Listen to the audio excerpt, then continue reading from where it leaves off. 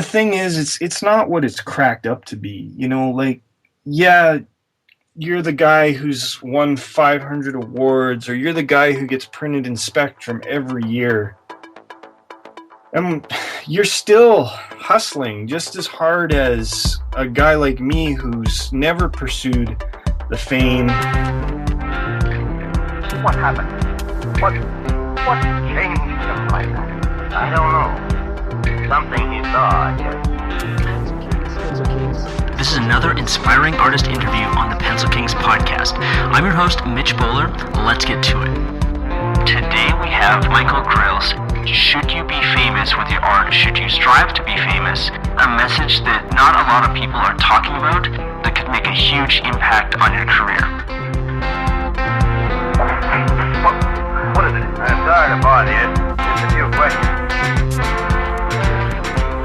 Welcome to the call, Michael. How are you doing today? I'm excellent, thank you. Why don't you tell people just a little bit about yourself, and then we'll dive into your art style first, because I think it's really cool and unique. Okay, well, as you said, my name is Mike Grills. I have been a working artist for 13 years. Well, probably a bit longer than that. I got my very first gig when I was 16, mural painting for a local dentist office. When I graduated from art school, I was immediately employed as a video game artist at BioWare Corp. I was lucky enough to work on some high-profile projects like Knights of the Old Republic, Neverwinter Nights, and a few others. After that, when my family was coming along, I decided to move back home to Calgary so my kids could be around the grandparents. With that move came the decision to become a freelance illustrator. I was successful at that for 7 years, and I just started over the past couple of years trying to enter the workforce again as an artist, and I've been successful at that as well. And that's where I'm sort of sitting today.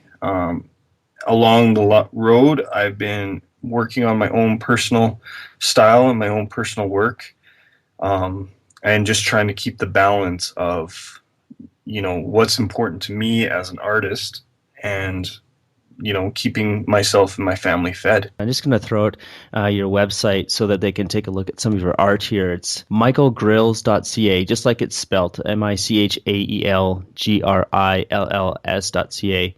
Let's dive right into the style, because I feel that it's difficult to be unique because there's so many people doing so many things. So when you say unique, it's maybe you just haven't seen enough art. But to me, I have never seen anyone doing the style of art that you're doing, which I would call geometric, and I don't want to oversimplify it, but it has a very beautiful, complex, but there's also simple elements to it, and it's very colorful. So could you tell us a little bit about how you arrived at this style and what it means to you? You bet, absolutely. So what I call it is geometric expressionistic realism for all the sort of things that's going on in it. And, when people ask me what it is, that's sort of the answer I give them. Basically, what happened is when I started working in video games, I really wanted to be that typical renderer, guy who could paint like Frazetta or, some of our heroes back from the 80s. When we came out of the 90s, and I graduated in the early 2000s, nobody was doing it. A lot of the illustration that was coming out was very much the big heads on small bodies and very abstract, and it seemed easy, and it just seemed uninteresting to me. But rendering and being able to take and do really complicated compositions, not everybody was able to do that. So I started to gravitate towards that, and I really started to put my head into that sort of work. And it was difficult, challenging, and at first it was really fun to try and become that type of artist.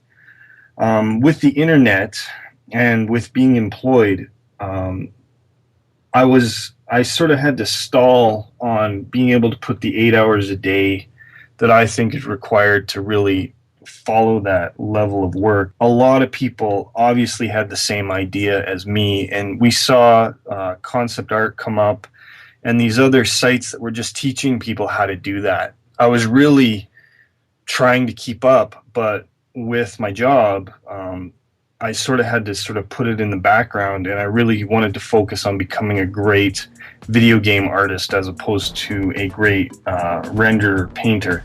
So basically, I was putting my career sort of ahead of my passion. 4 years into working, I had a couple of days where there just wasn't a lot to do. We were in the middle of bug fixing, and my day was sort of fixing art bugs. So once I would run out of art bugs, I sort of had 6 hours to kill.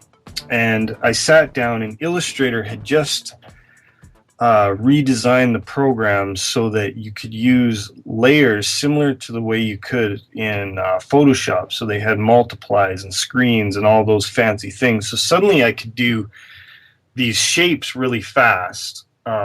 First paintings, they weren't geometric. They were very loose and fluid. But suddenly I could do these paintings really fast, and I could have these sort of Photoshop effects embedded into what I was doing. So I was able to go really, really fast. And I just started out by sketching, but one day one of my sketches, I kept moving and I kept painting until it turned into a finished painting. And when I looked at it, it was something I had never done before, and it was something I had never seen before. But what really was exciting to me is I had spent the past 2 days and a total of 12 hours obsessed with the next mark and what it was going to look like and what it was going to do. I just knew that this was it. This is the way I needed to work. I became obsessed with thinking about it.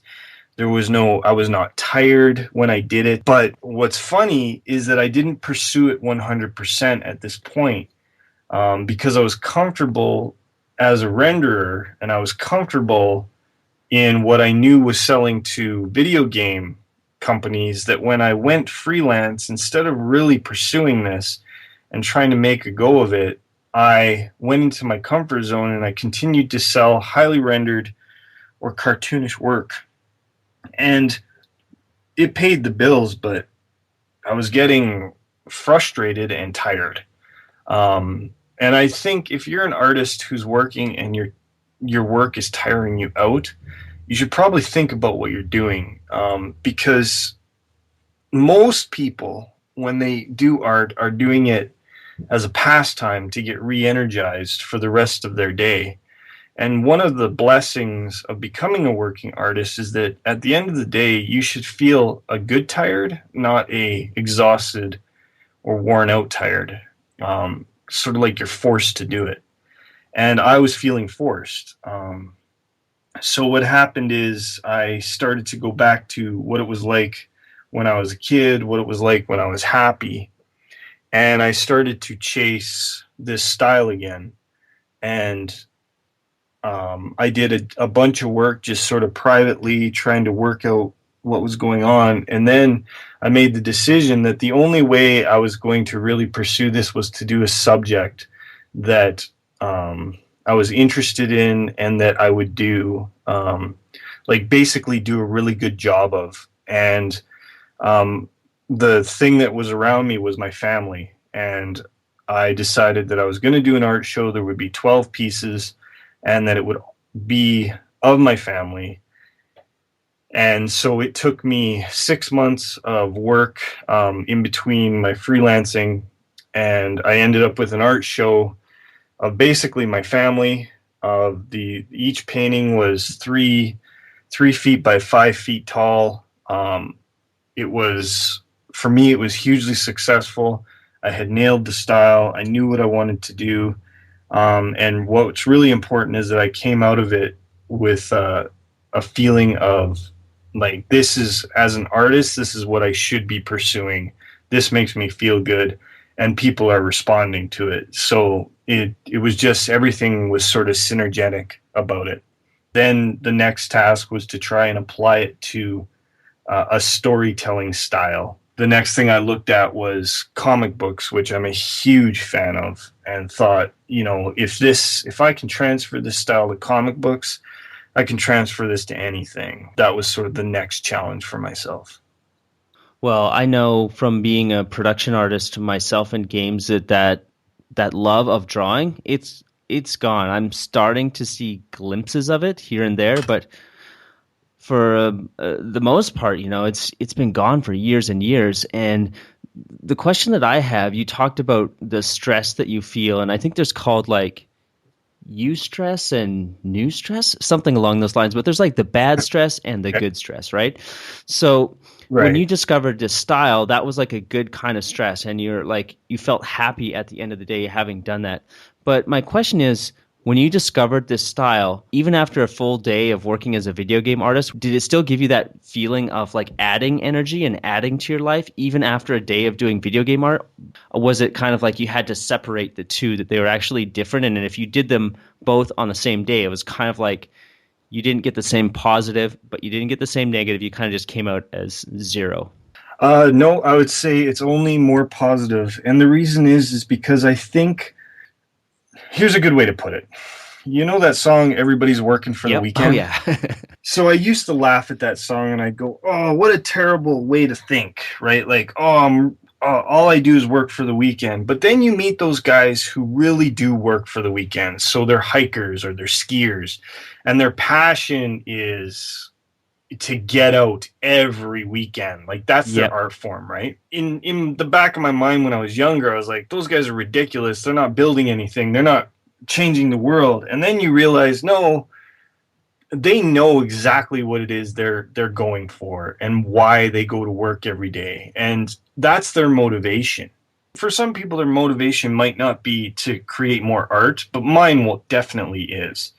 And so this style was becoming my weekend, and it was becoming like, I'm gonna kick butt all week because I need my weekend days so that I can work on this.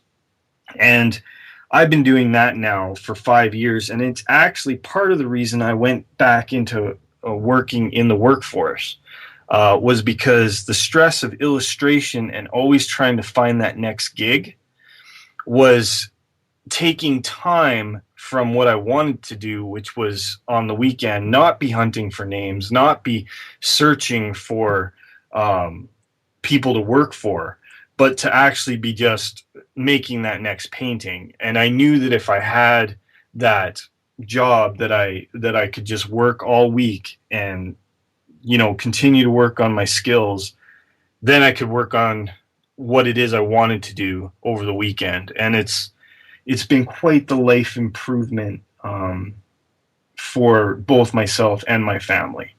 And what's interesting is my family doesn't really look at my sort of day job, and their mind is not blown by anything I do there. It's work for a purpose. But when I do painting, I have the kids hovering around me. I have my wife popping in to look at what I'm doing every couple of hours. Everybody gets jazzed. Everybody gets excited. And, I think it's because I'm carrying that attitude with me. I'm so like grinning over here because it sounds like you're in that blissful moment. You found it. And, I'm a little bit jealous as well because, that moment has been there, but it's fleeting. I imagine that a lot of people don't know what that is, but when you're into your art and you find that thing, it's beautiful. I was lucky. I grew up in a spiritual family and when I say spiritual, not religious, but actual, thinking about spirituality all the time. And we took the time to learn and understand what those moments mean.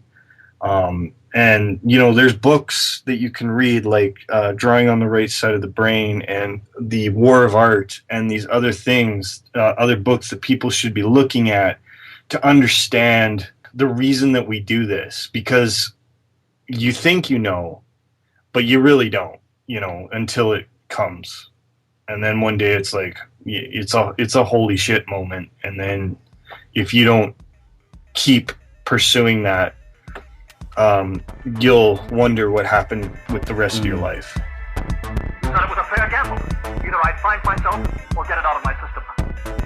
The other thing that you we were talking about before this call got on, about the idea of fame and art and artists. And so I'm just going to let you start, and then I'll pick up after you've got some steam built up behind this, because I know it's something that you're very passionate about. Okay. So, as I said, I grew up in a family that was very spiritual, but I also was lucky in that my father was a musician. And my father's a very good musician. He was a guitar player. And when I watch him play guitar, it's fantastic. It is like watching the greats.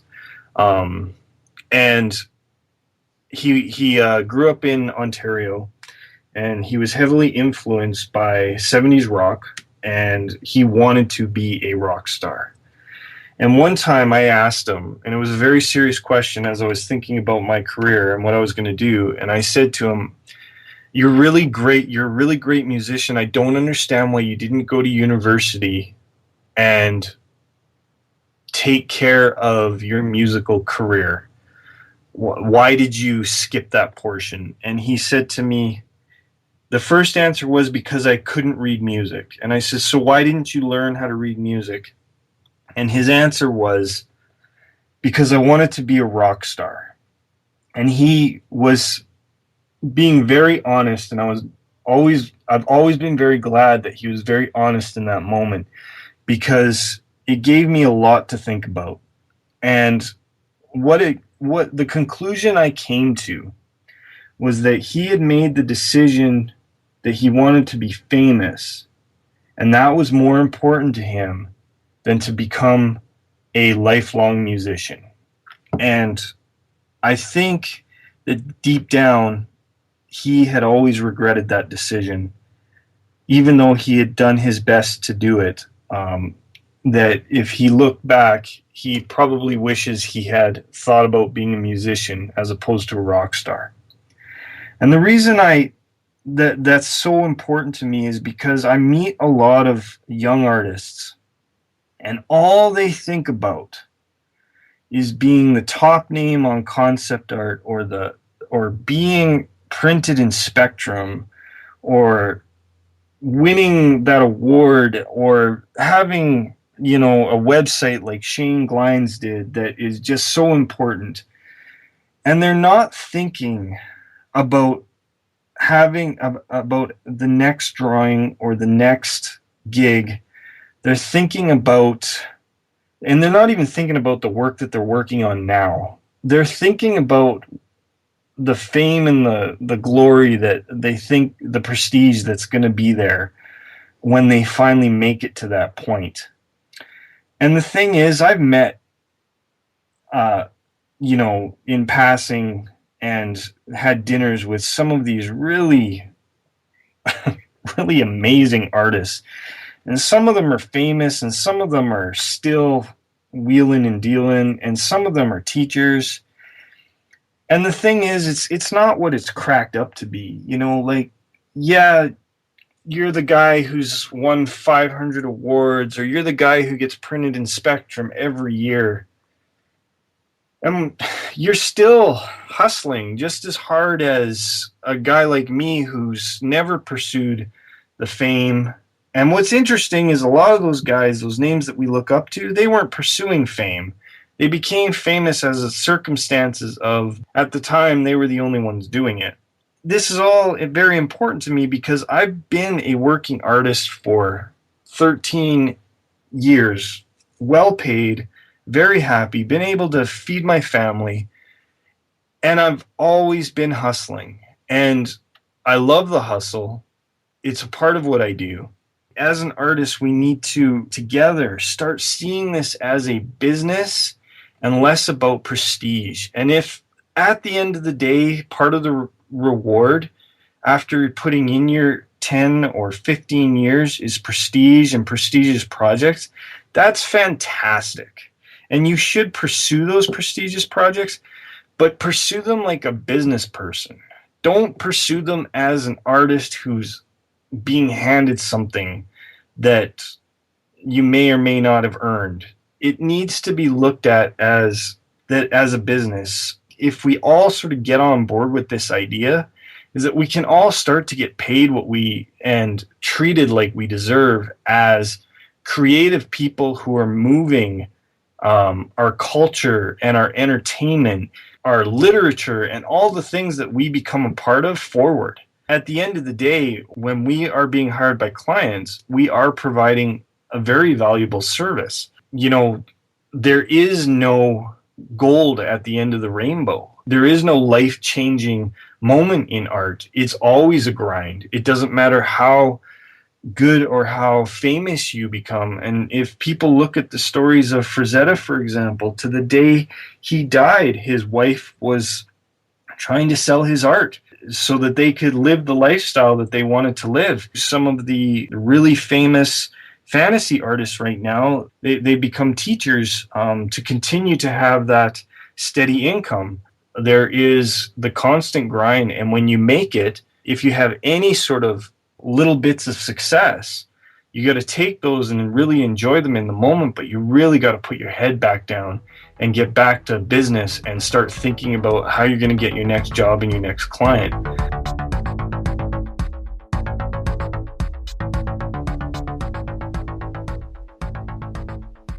Whatever client you're currently working on, they are the most important thing right now.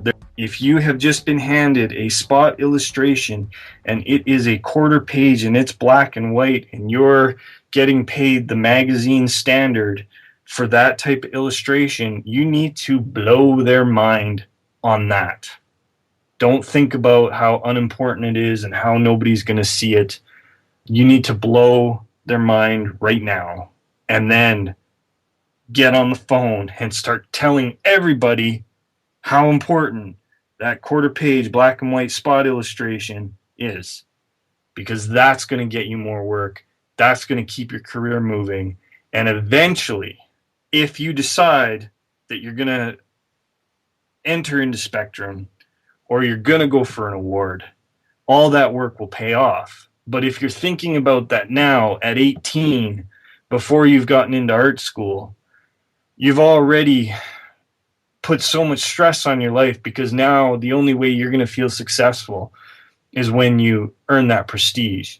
And, you know, some of those kids who at, 18 or 16 who get into Spectrum, I've met them, and some of them, they've totally looked down on my work, especially the client work, because I don't take part in the sort of pop fantasy art world. And for me, it's always been, I sort of feel bad for you, because you don't realize sort of how successful I've been keeping an art career going.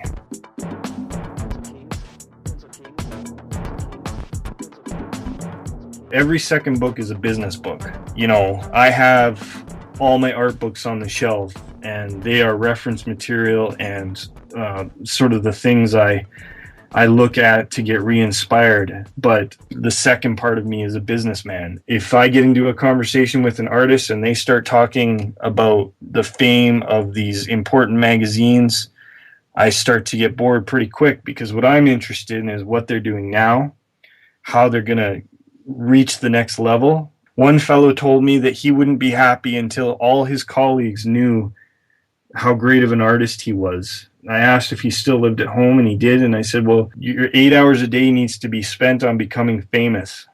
Stop thinking about art. Start thinking about what it takes to be famous. I think about art and business every day. I don't think about becoming famous. And with this new style, people are starting to notice, and it's nice. As I said before, I do it for myself. The people noticing is sort of a reward. It's not what I'm going for.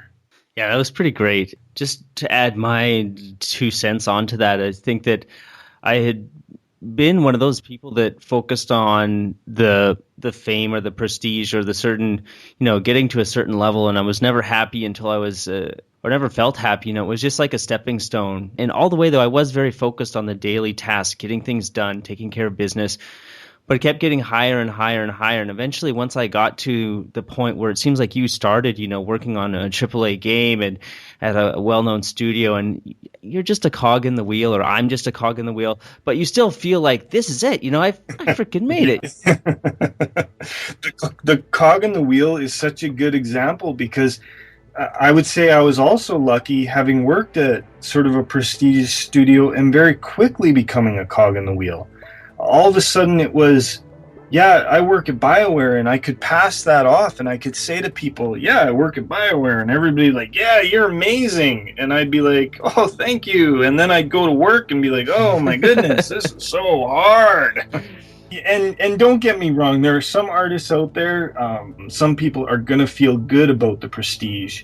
And if you are motivated by that, then you really need to be clear on what you're trying to do. If you're not truly motivated by prestige, if you're following the prestige ideal because it's become so apparent in our media, stop, right? Just stop and think about what it is you want to actually do. When I first started freelancing, it was like, I need 100 pencil sketches. That'll tell me that I'm being a successful artist right now. Well, I blew that out of the water in 6 months, right? And I always put numbers to it. I've never said getting an award. I only entered the awards this year because I wanted to kickstart the new style and see basically if the art directors would notice. So it was more like a test than it was go get an award. When I won the award, my wife was all like, woohoo, that's great. You've done it. And I said, yeah, okay, this is great, but am I going to get some business? If artists started to think this way, that we could vastly improve the salaries and stop doing art cards for $200. Yeah, definitely. I talked to a lot of people, but very few are talking about the things that you are, like every second book you read is a business book. It's not easy, and it would be good for the art community as a whole to start thinking more along the terms of, yourself, your artwork as a business, and what you can do to make sure that you can keep doing it and do the things that you enjoy and the things that bring you joy. All right, Mike, let's wrap this up. Where can people find you, get in touch with you, hire you? Mike, he does have an awesome style. I feel like I don't know, I see these in a bank in just like the most massive of scale. They would be perfect for buildings like that. I was talking about how, people want to be in those magazines. My dream, Mitch, at the end of the day, is I want murals. That's my goal. I've never been approached for a mural. I've never been asked to do a mural. When my stuff is large and on the sides of city buildings, I will be in my true moment of achievement. One of my favorite artists is Banksy, and I would love to have the guts to just go and start destroying public property, but that's not really my style. So, well, we put it out to the universe, so I imagine it's just a matter of time now before that mural call comes in. I mean, now that we've publicly stated it, where can people get in touch and get more from you? Anybody wants to email me if they want to chat business or art, or they need some work done, it's art@michaelgrills.ca. If you want to just check out my website, michaelgrills.ca. I have a Facebook page that I sort of update. I'm not the greatest social media guy, so my phone number's at the top of the page too. I would just ask that people email me before we do any phone calls, but I'd be happy to talk to people too. If you're listening and you want more information on some of the things that we talked about, links to Michael's different pages, you can hop on over to pencilkings.com/Michael-Grills, and then everything will be there for you. So thanks for listening. Thanks, Mike, for being on the call. I really appreciate it. I think you've got a phenomenal style that people should check out. I'm still jealous that you found that bliss. I'm going to think about it later today and see how, what I can do with my own life to try and get back to that point. And definitely best of luck with the murals. I think it's only a matter of time. Well, thank you for having me, Mitch. Yeah, no problem. Talk to you soon.